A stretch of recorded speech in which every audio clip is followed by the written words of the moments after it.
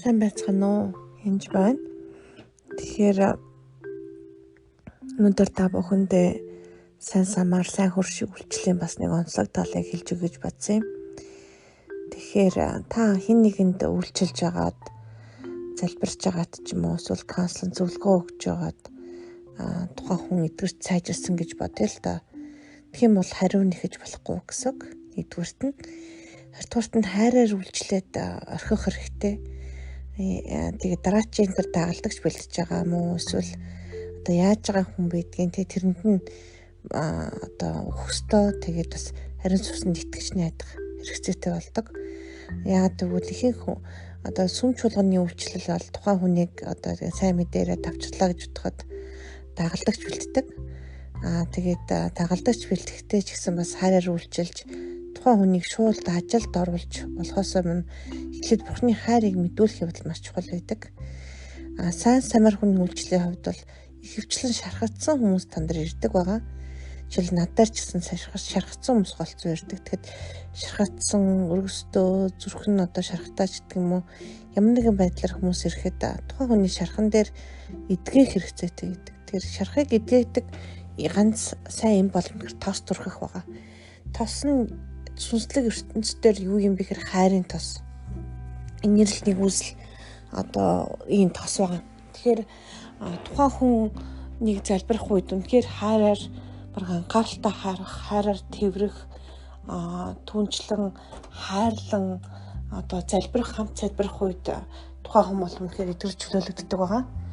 Тэгээд тэр тухайн шархан нь бол хэр удаан хизээ авсан яасан юмнаас хамаарат мэдээж хугацаа ордог. Янз зарим шархвал тэр дөрөө эдгэрдэг. Ихэвчлэн махан биен дээр байгаа өвчин бол тэр дөрөө эдгэрдэг. Сэтгэл санаатай ч юм уу сүнстэй холбоотой байх юм бол тухайн нөхцөл байдлаас хамаардаг баг. Тэгэхээр үйлчлэгээ үзүүлж байгаа эсвэл үйлчлэгээ авч байгаа хүмүүс маань энэ бол хайр хийддэг гэдгийг сайн ойлгох хэрэгцээтэй. Авч байгаа хүмүүст нь ч гэсэн бас учир байгаа. Яг тэгвэл тухайн үйлчлэгийг одоо авч явахдаа бас ямар нэгэн байдлаар нөгөө хүний ч гэсэн хүндэлж хайрлах явдал чухал байдаг. Ялангуяа групп каунслинг хийж явах үед буюу групп одоо зөвлөх үйлчлэгээ үзүүлж явахад би энийг анхааралтай сонсох үед сонсож байгаа нь ч эдгэрдэг, ярьж байгаа нь ч эдгэрдэг байна. Тэгэхээр бурхан үнэхээр энэ үйлчлэгийг тийм одоо нарийн нандин болгосон байдаг. Тэгээд гол нь та зөвлөгөө өгснөхийн дараа тэр хүмүүсээс хариу нэгжүүлэх ажилт нь ажил олгогч нь бурхан гэдэг юусоо мартаж болохгүй. Гэтээ өрөөх ч юм уу биендээ өрөөл үзүүлэх тохиол байж болтгол та тухайн хүн магадгүй эдгэрч эрүүл босныхаа дараа л гүйж эхэлдэг гэдэг юусоо мартаж болохгүй. Ялангуяа Пентекостгол ч юм уу хитрхи ариун сүсээр одоо ариун сүсээр дүүрэн гэхээсээ илүү одоо хараар биш хитрхи итгэлийн одоо чиглэл рүү хазаасан хүмүүс инэрл нэгүслийг сайн мэдэхгүйгээсээ болоод хүнийг ингэж одоо чи өвчтөө байна одоо итгэлч муу учраас л өвчтөө байгаа юм ч гэх юм уу те эсвэл одоо чи асуудалтай байна одоо чи урд нь тийм хийсэн болохоор тэгсэн ч гэх юм ийм байдлаар хүнийг одоо хэрэг одоо хайр хэлээр залбирахгүй байна чи одоо ариунсын баптизм аваагүй ч гэх юм гэж гадуурхснаасаа болоод тухайн хүмүүсийг шахлуулсан болж хардаг. Тэгээд тэдгэр хүмүүс нөгөө сүм рүү ч юм уу чиглэх эсвэл ариун сүнсний одоо сүнслэг юм чи буруу байна гэдэг ч юм уу буруу ойлголттой болох янз янзын зүйлүүд. Тэгэхээр инэрл нэгүсэл итгэл аль нь чухал да. Ялангуяа эдгэрэл чөлөөлт хийж байгаа үед үнэхээр одоо таны итгэл чухал нөгөө хүний ч гэсэн итгэл чухал. Гэхдээ тухайн хүн хүлээж авахгүй байх юм бол одоо эдгэрч чадахгүй ч гэх юм уу хүлээж авахгүй байх юм бол хугацаа ордог гэдэгт үнэхээр сайн ойлгох хэрэгтэй. Яг л тухайн хүний Бурхны хараар дүүрж ойлгох явдал маш чухал. Тэгээд үйлчилж эхлэхээс өмнө одоо хугацаа ордог. Ер нь бол би болж өгвөл жил 3 жил ч 23 жил хүлээдэг л дээ ер нь тухайн хүн.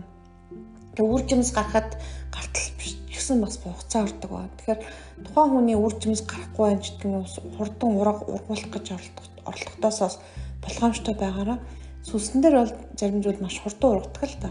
Гэтэл яг махан бие ч юм уу бодит байдал дээр төлөвшил дээр ч юм уу хугацаа орж магадгүй. Тэгэхээр сүмийн үйлчлэл болон яг энэ сайн самар хүний үйлчлэл хоёр ялгаатай байгаа.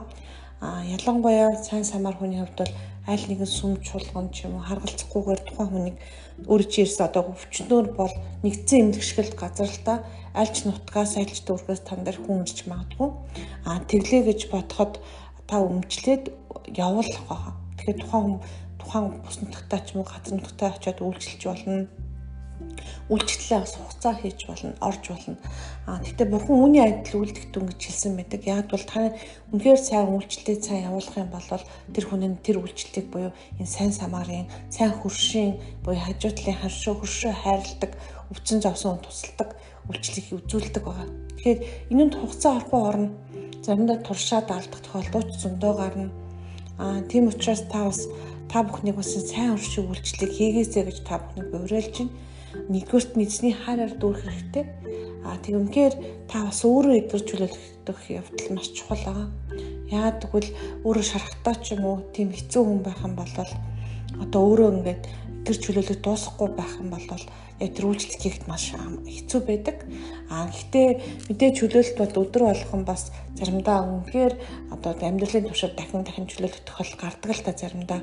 Тэгэхээр ерөнхийдөө ямар ч байсан том шархнуудаасаа эдгэр чөлөөлөгдөж асныхаа дараа хүмүүс туслал илүү хэрэгцээтэй байдаг шүү гэж хэлмээр байна. Тэгээд бас их битгий худаан хүлээгээрээ бодсон сонсчаал чи болоогүй, чи цагчин болоогүй, чи чадахгүй ч гэх юм уу тэгээд байвал бас буруу. Тэгэхээр ер нь бас сүнсээ ялахгүй байх юм бол маш хэцүү байдаг. Тийм учраас эхний ээлжинд бол үнэхээр ариун сүнсээ та намайг дүүргэж өгөөч тэгээд эзэнтэй хамт энэ бүхнийг үлддэг болохоор битээ санаа зовоороо ер нь тэгээд ихэнх зөвлөгөө өгөхдөө бол одоо ингүүл тэгдэг гэж шууд чийжлэхээсээ илүү ариун сүнстэй яг хамт залбирч тухайн хүнтэй ярилцаж сонсч кейс болгон буюу хүн болгон өөр гэдэг ерөөсөө мартаж болохгүй шүү.